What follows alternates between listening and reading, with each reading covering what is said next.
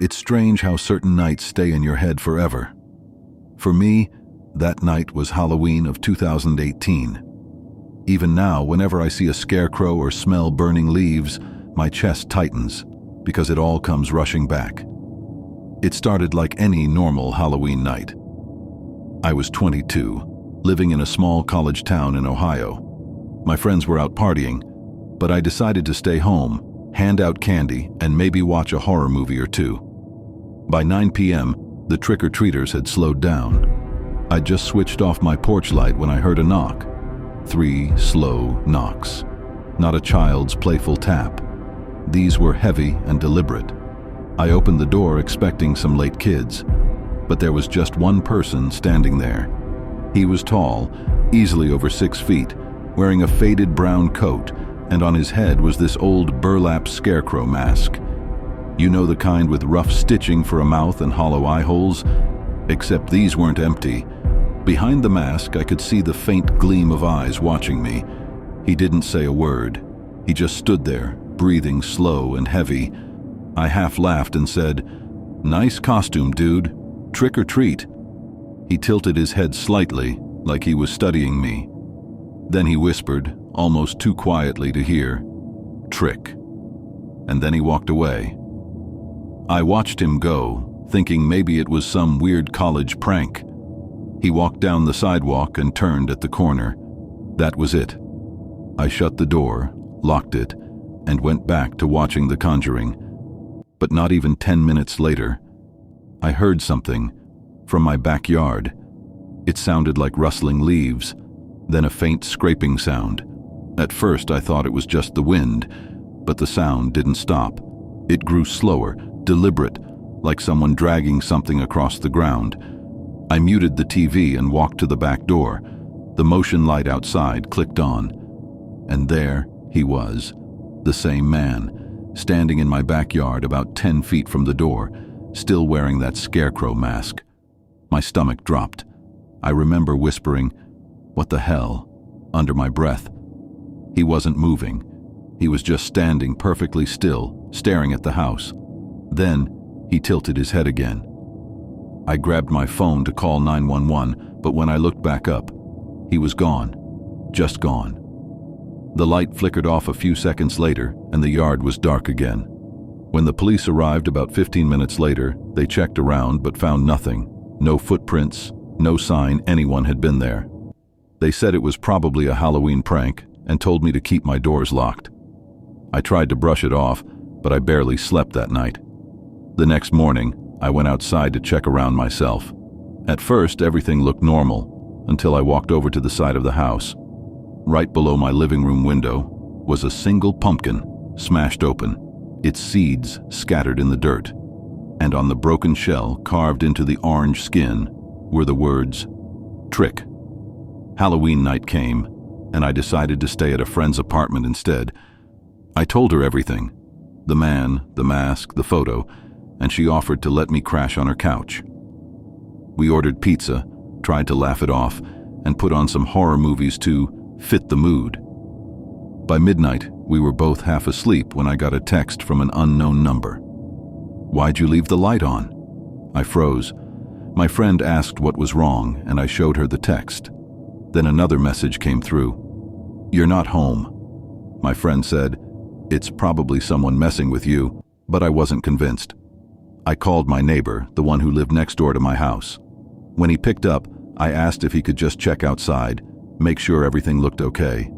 He said, "Sure, give me a sec." Then silence. A minute passed, then 2. Finally, he came back on the line, his voice shaky. Dude, there's someone standing in your driveway." My stomach dropped. "What do you mean, someone?" "He's just standing there, wearing some kind of mask." Before I could say anything, my neighbor gasped and said, "Wait, he's walking toward your house." Then I heard him say, Hey, what are you doing?" And the line went dead. I tried calling him back. Nothing. 2 hours later, the police called me. They found my front door wide open, and on my living room floor, they found another Polaroid. This one was taken from inside the house. It showed my couch, The same couch I had been sitting on when the first photo was taken, only this time it was empty. The Scarecrow man was standing behind it. They never found the guy. No fingerprints, no DNA, nothing. My neighbor ended up moving away a few weeks later, said he couldn't sleep after that night. The police told me it was likely some obsessed stalker who got off on fear. I sold the house 6 months later. Now, years later, I still get nervous every October. I don't hand out candy anymore. I don't decorate. I just stay inside, blinds closed, waiting for Halloween to pass. Because last year, I got a letter in my mailbox. No return address, just one word written in shaky handwriting on the front. Treat. I used to think Halloween babysitting gigs were easy money, just candy, cartoons, and a sleeping kid. But after that night, I never babysat again. It happened in 2016 when I was 19. I lived in a quiet neighborhood in Pennsylvania, full of old houses with creaky porches and rustling trees. Mrs. Walker, who lived down the street, asked if I could watch her 6-year-old son, Dylan, on Halloween night.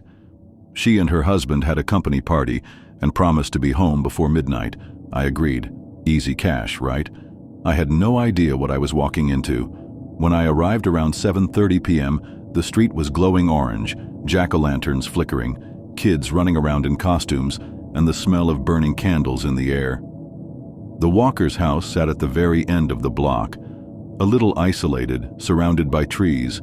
Mrs. Walker greeted me at the door, all dressed up as a witch. "Dylan's already had dinner," she said.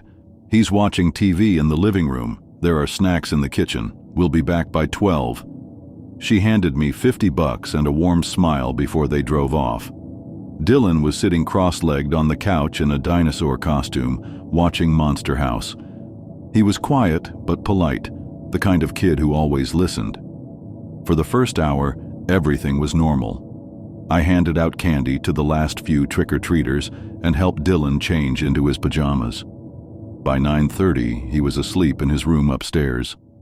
I turned off the porch light, locked the front door, and plopped on the couch to scroll my phone. That's when the first thing happened. I frowned. Who trick-or-treats at nearly 10? I peeked through the peephole. Someone stood there, not a kid, a grown man wearing a white mask. Not like a ghost mask. This one looked handmade, like a piece of canvas stretched tight across his face with 2 cut-out holes for eyes. He wasn't moving, just standing perfectly still. I called through the door. "Sorry, we're out of candy." No response. After about 10 seconds, he tilted his head slightly to the side, the same slow motion a dog makes when it hears a strange sound. Then he turned around and walked down the driveway. I felt my stomach twist, but told myself it was probably some teenager pulling a prank. I double-checked the lock and sat back down.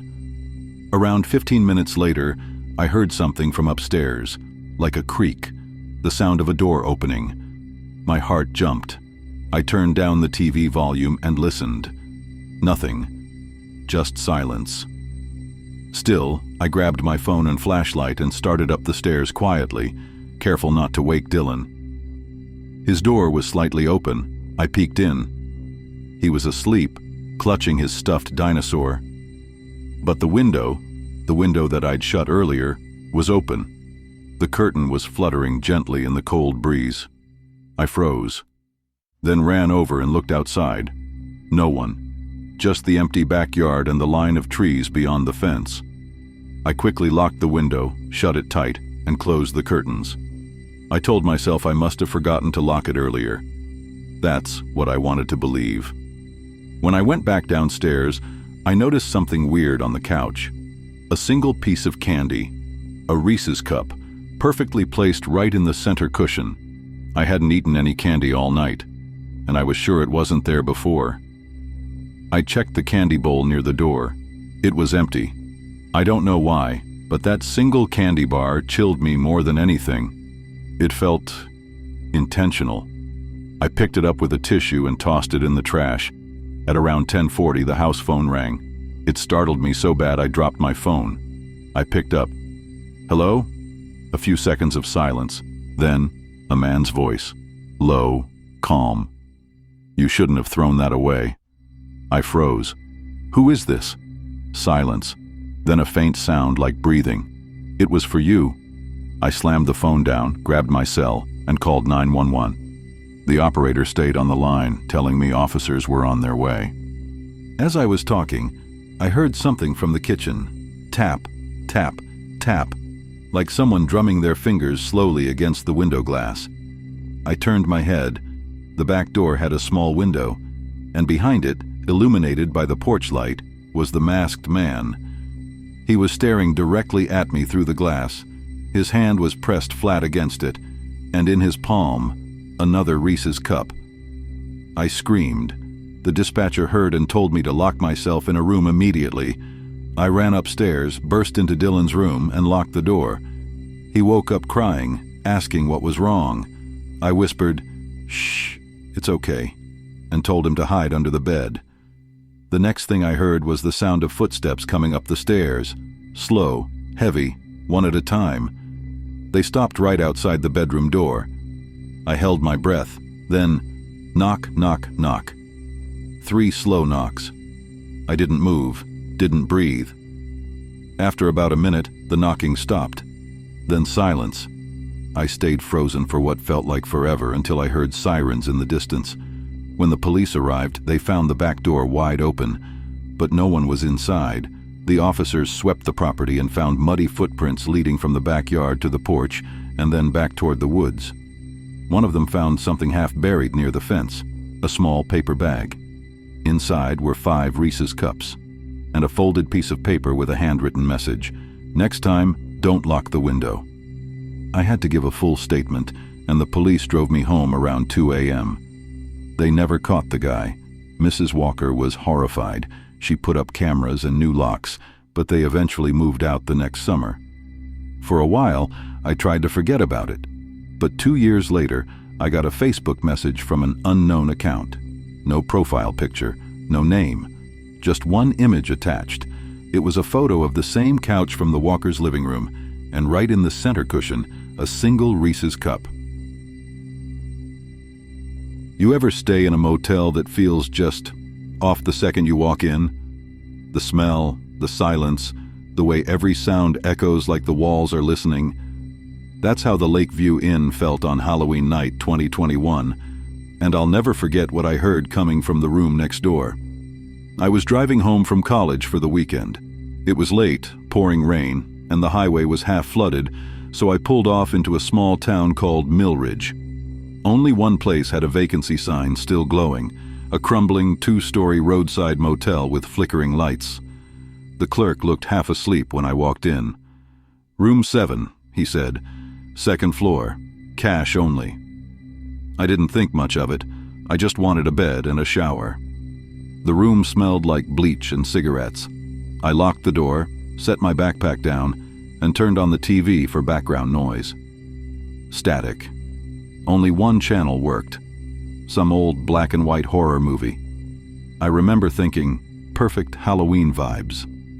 I'd just started to doze off when I heard something. Tap, tap, tap. It came from the wall behind the bed, the one connecting to room 8 next door. At first, I figured it was plumbing or someone hanging something. But then it came again.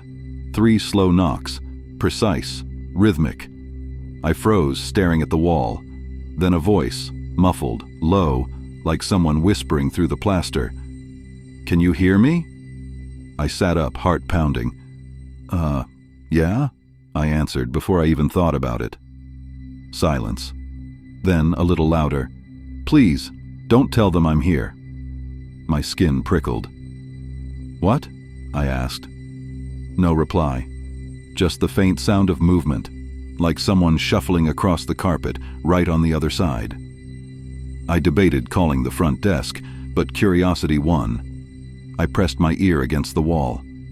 The whisper came again, trembling this time. "They're watching. Don't open your door."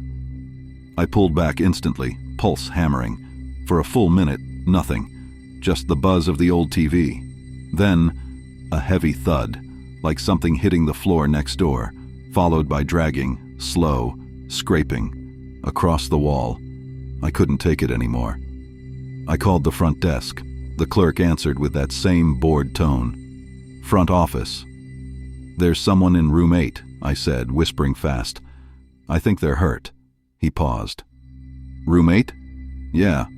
Another pause. Longer this time. Then he said flatly, "Sir, room 8's been closed for renovation since last year." I felt every hair on my body stand up. I whispered, "I'm telling you, someone's in there." He sighed. "Stay in your room. I'll come check." I hung up and stood by the peephole staring at the empty hallway. Minutes passed. Then, footsteps, heavy ones climbing the stairs. The clerk came into view, keys jingling. He knocked on room 8's door. "Maintenance!" No answer. He unlocked it, stepped inside, and I heard him say, "Hello?" Then silence. After maybe 30 seconds, he came back out, face pale, eyes wide, and shut the door fast. He looked at me through my peephole, then hurried downstairs without saying a word.